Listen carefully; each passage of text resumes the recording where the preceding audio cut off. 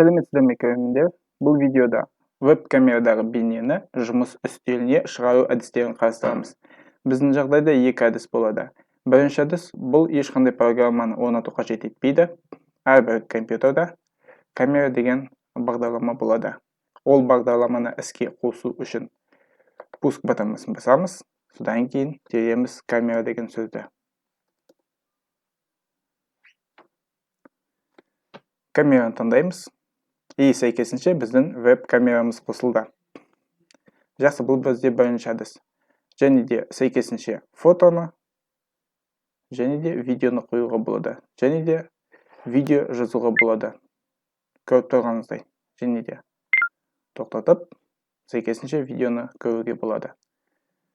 Жақсы, ыңғайсыз жағдайы бұл бізде жан-жақта рамкасы көрініп тұрады. Екінші әдіс ол бізде Media Play Classic бағдарламасы арқылы. Бұл бағдарламаны жүктеу үшін мен видеоның астында сілтеме қалдырамын. Сілтеме бойынша өтіп, бағдарламаны жүктеп алуға болады. Және сәйкесінше компьютеріңізде орнатылмаған болса, орнату қажет.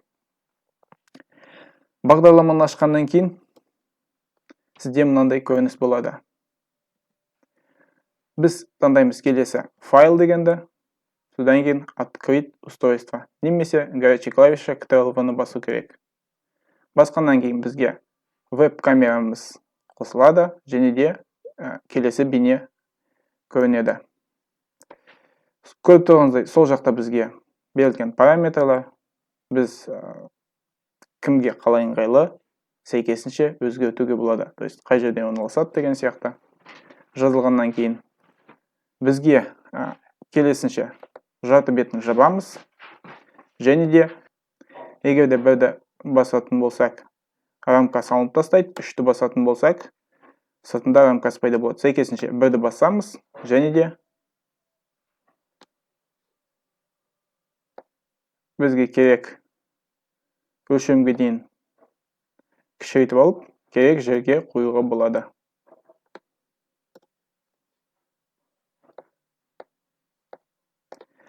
Назарларыңызға рахмет, сау саламатты болыңыздар.